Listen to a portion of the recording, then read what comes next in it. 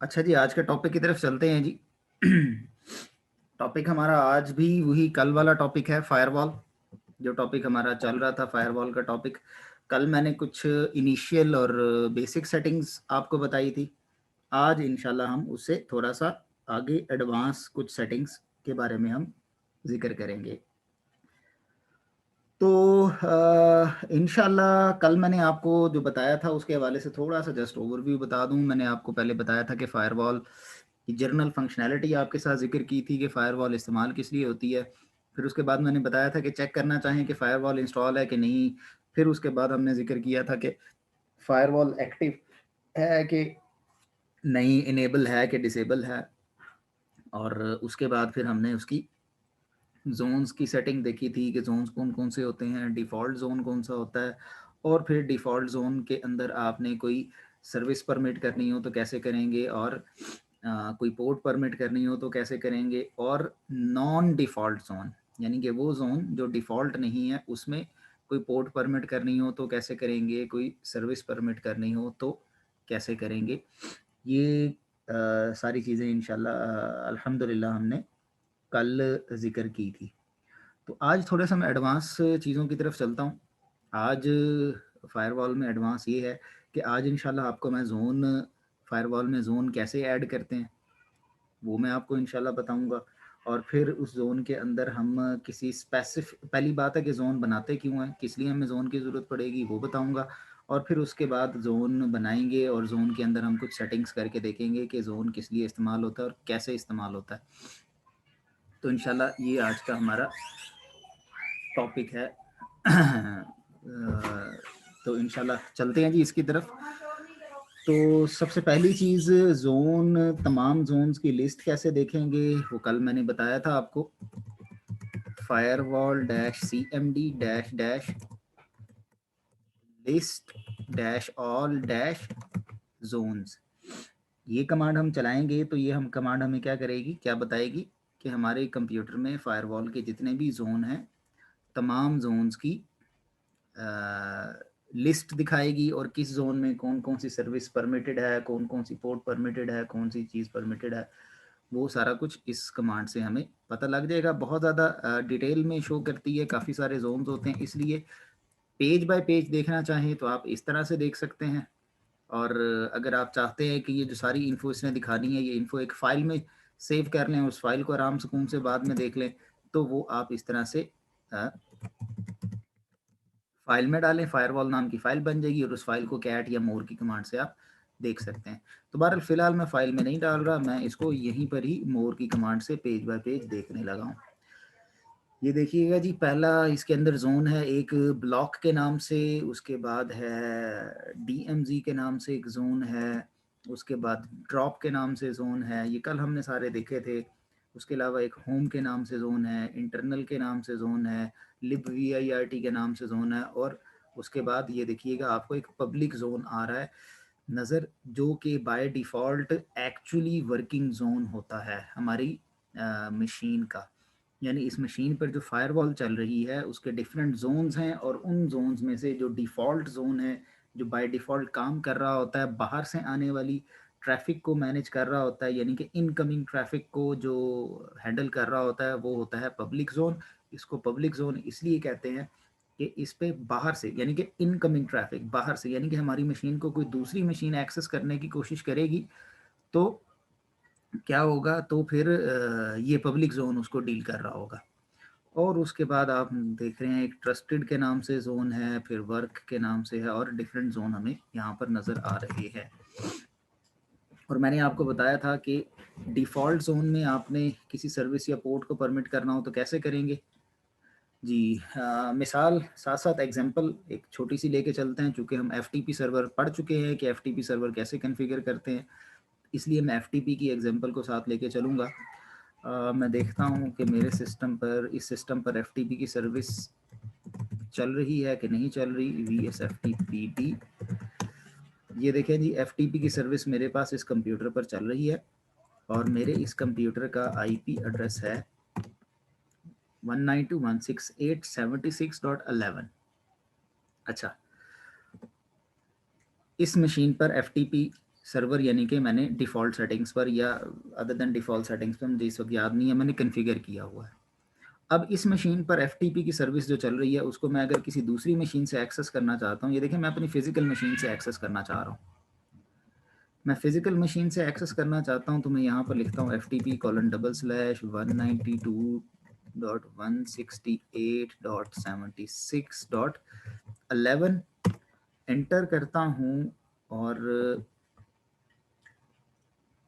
ये देखिएगा यहाँ पर कुछ नहीं हो रहा, ये कर्सर ब्लिंक कर रहा है, ओपन नहीं हो रहा। और ये जितनी देर भी होता रहेगा कर्सर ही ब्लिंक करता रहेगा, कुछ ओपन नहीं होगा। क्यों ओपन नहीं होगा? वो इसलिए ओपन नहीं होगा कि यहाँ पर अगर मैं आपको दिखाऊं firewall dash cmd dash dash list all, और अगर मैं आगे जोन नहीं लिखता तो ये डिफ़ॉल्ट जोन जो कि पब्लिक जोन है उसकी डिटेल मुझे दिखाएगा। ये देखिएगा पब्लिक जोन की डिटेल दिखा रहा है, और पब्लिक जोन में सर्विसेज के आगे देखें एफटीपी का नाम आपको लिखा हुआ नज़र नहीं आ रहा होगा। ऐसे ही है जी। जी, एफटीपी की सर्विस परमिटेड नहीं है, इसलिए एफटीपी की सर्विस फायरवॉल से मैंने परमिट नहीं की हुई, इसलिए कोई भी मशीन मेरे कंप्यूटर पर चलती हुई एफटीपी की सर्विस को यूज़ नहीं कर सकता। अब मैं क्या करता हूँ, क्योंकि डिफ़ॉल्ट जोन है इसलिए मुझे बताने की ज़रूरत नहीं है, मैंने कल आपको 2 तरीके बताए थे, इन दोनों में से कोई भी आप यूज़ कर सकते हैं। Firewall dash cmd dash dash permanent basis पर कर दो, और क्या करो dash dash add dash service equal FTP, ये कमांड भी चला सकते हैं, और या बीच में आप dash dash zone equal public भी बता के चला सकते हैं, क्योंकि पब्लिक इसलिए ज़रूरत नहीं है, ये डिफ़ॉल्ट जोन है। सर्विस को परमिट कर दिया और firewall dash dash cmd dash dash reload से फायरवॉल को रीलोड भी मैंने कर दिया। अब देखिएगा, अब अगर मैं फिजिकल मशीन पर आता हूं अपने कंप्यूटर पर, और यहां से मैं उसी तरह से पहले की तरह से एक्सेस करता हूं, ये देखें अब ये मशीन एक्सेस हो जानी चाहिए, ये देखें एक्सेस हो गई, और वो पूछ रहा है यूज़र नेम और पासवर्ड। मैं यूज़र नेम और पासवर्ड बता देता हूँ। एक यूज़र का ये जी ओपन कर दिया, इस यूज़र के पास डेटा कोई नहीं पड़ा हुआ था, लेकिन ओपन करके उसने मुझे दिखा दिया।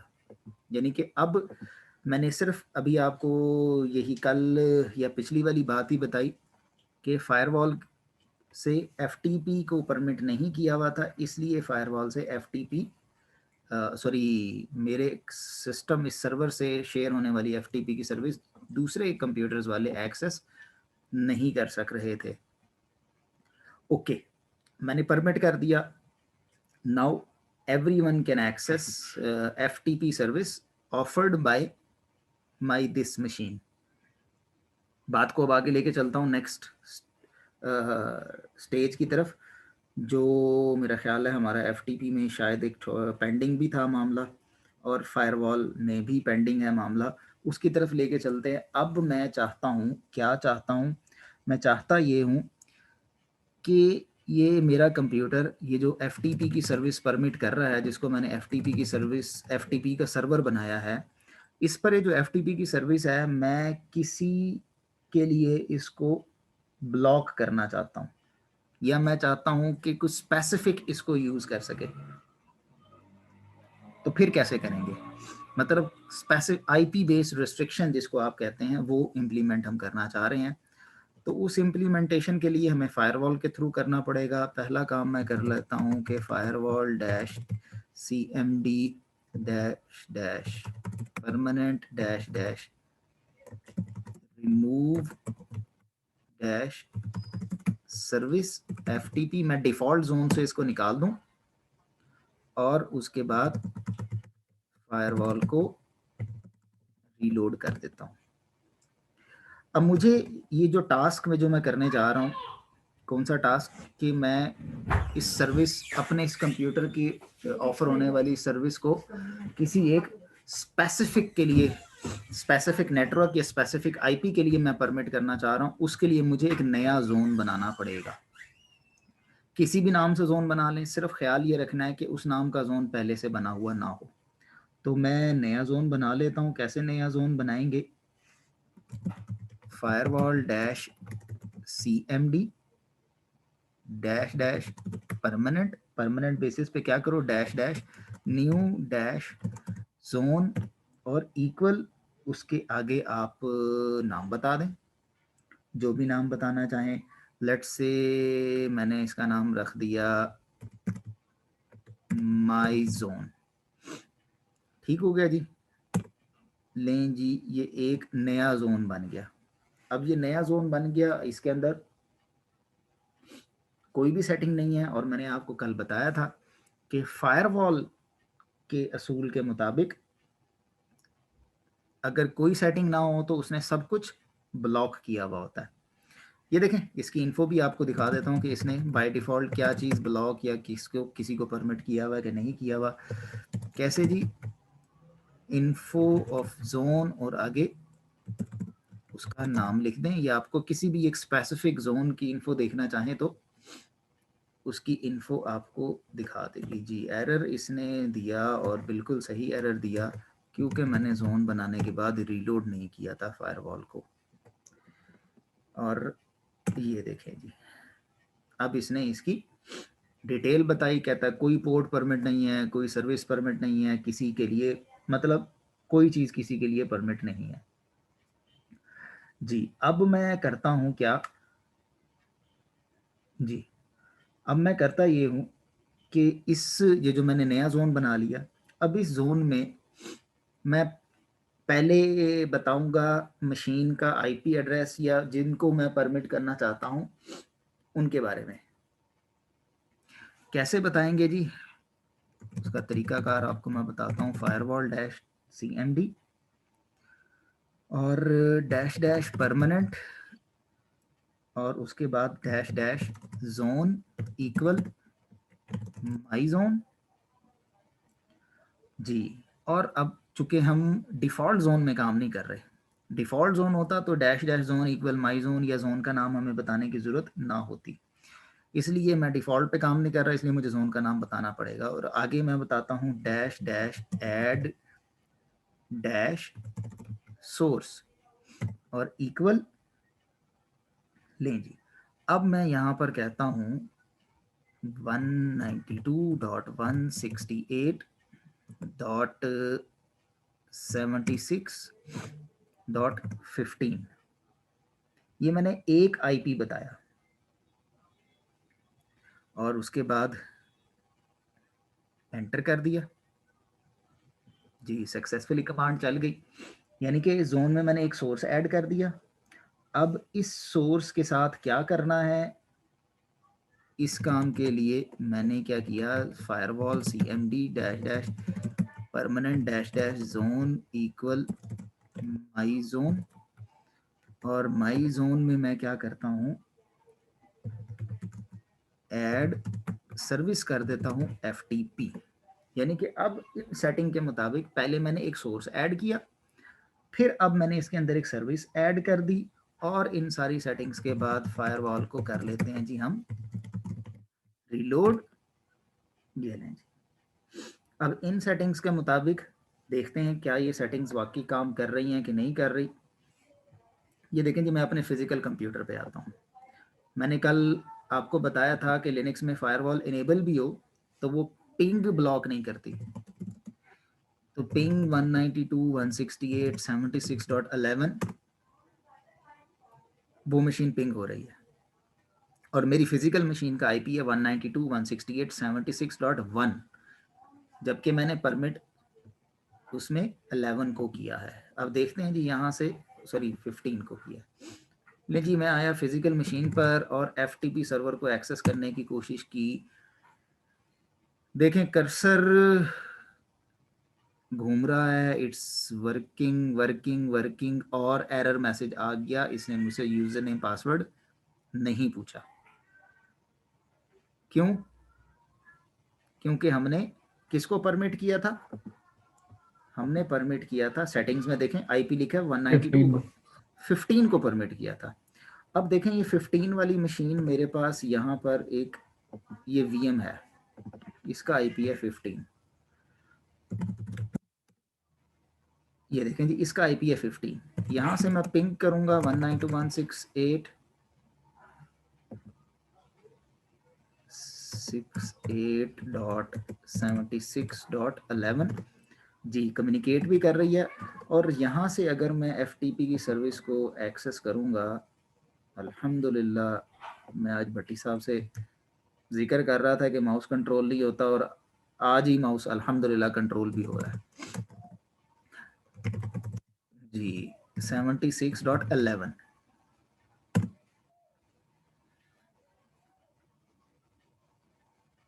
ये लें जी, यूज़र नेम, पासवर्ड एक्सेस हो गया। उसके अकाउंट में कुछ नहीं पड़ा हुआ था इसलिए नज़र कुछ नहीं आ रहा, लेकिन अकाउंट एक्सेस हो गया, ठीक हो गया। तो वापस आते हैं जी इधर अपनी उस फिजिकल मशीन की तरफ। हाँ जी, अब आपको इन सेटिंग्स का अंदाज़ा हो गया होगा कि जोन क्यों बनाते हैं और जोन में काम कैसे करते हैं। ये मैंने आपको एक एग्जांपल बताई। और ये देखिएगा जोन की इन्फो अगर अब हम देखें दोबारा से, तो जोन की इन्फो में अब वो बता रहा है कि एक सोर्स परमिट, अभी मैंने सिर्फ एक आईपी को परमिट किया। अब मल्टीपल को करना चाहते हो मल्टीपल को कर दें। लेट से मैं अगर इसमें करना चाहता हूँ किसी एक और आईपी को ऐड, तो ये देखें मैं यहाँ पर एक और आईपी भी ऐड कर देता हूँ। और लेकिन जो भी काम करना है आपने, उसके बाद सर्विस को रीलोड, फायरवॉल को रीलोड ज़रूर करना है। लेकिन जी अब दो आईपी परमिट हो गए, एक मेरी फिजिकल मशीन का, एक वीएम का। अब पहले मैंने फिजिकल का नहीं ऐड किया हुआ था इसलिए वहाँ से सर्विस एक्सेस नहीं हो रही थी। अब मैंने ऐड कर दिया, ये देखें यहाँ से भी सर्विस एक्सेस होना शुरू होगी।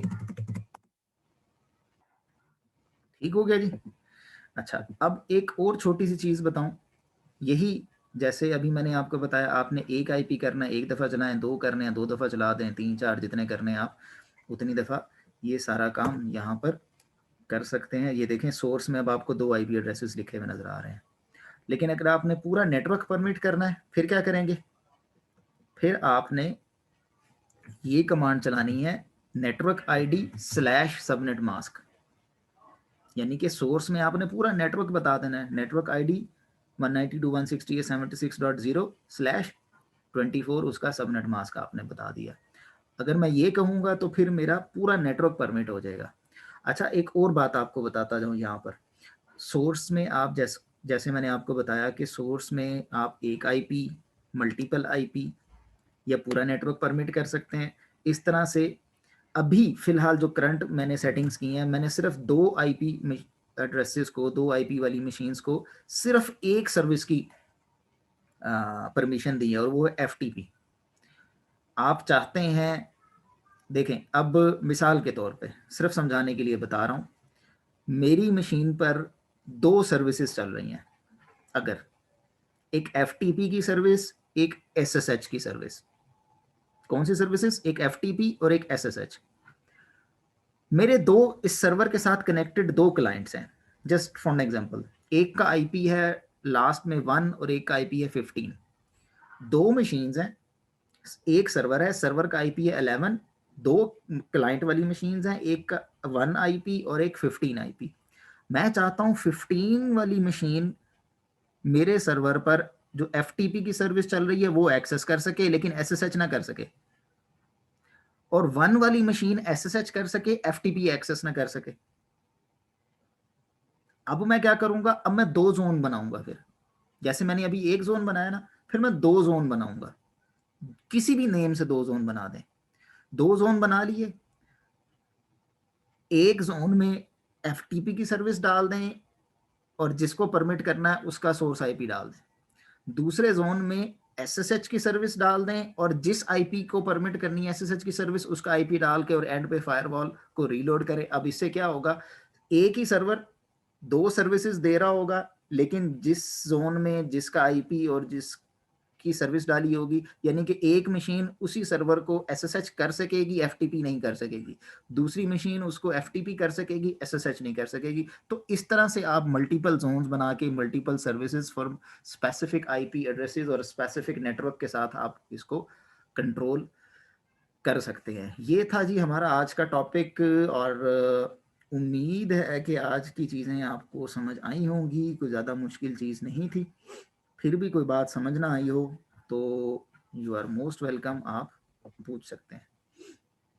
जी सर ये हमने इसमें सक्सेसफुल अलाउ तो कर दिया जोन में, अगर हमने कोई स्पेसिफिक आईपी ब्लॉक करना हो जोन का तो? देखें, अलाउ मैंने अभी बताया था, शायद आप कल नहीं थे इस वजह से, कि फायरवॉल का जो रूल है ना, फायरवॉल या जितनी भी सिक्योरिटी अप्लायंसेस हैं, उनकी डिफ़ॉल्ट पॉलिसी, डिफ़ॉल्ट रूल है कि उन्होंने सबको ब्लॉक किया हुआ होता है। बिल्कुल ठीक है। मतलब हमने एक आईपी बताया तो वो परमिट हुआ, रेस्ट ऑफ ऑल ब्लॉक हैं। यहाँ पर इसकी डिफ़ॉल्ट पॉलिसी ये है कि सारे ब्लॉक हैं, आप जिसका बताएंगे उसको परमिट करेगा, जिसका नहीं बताएंगे वो ब्लॉक है। सही। ठीक हो गया सर ना? एक जी जी। सर अगर हम ऐड सोर्स करते हैं तो वो पब्लिक की जगह उसकी आईपी से उठा लेगा कि ये जोन यूज हो रहा है? हाँ, मतलब वो देखेगा कि ये आईपी किसी जोन के किसी सोर्स में ऐड तो नहीं है। ठीक है, मतलब हमने और कोई एडिशनल चीज नहीं करनी, वो खुद ही खुद ही कर खुद ले। ही खुद ही ये मैनेज कर लेगा। ठीक है। अच्छा सर, इसमें एक और चीज मुझे बताएं कि अगर हमने किसी को मैक बेस बाउंड करना हो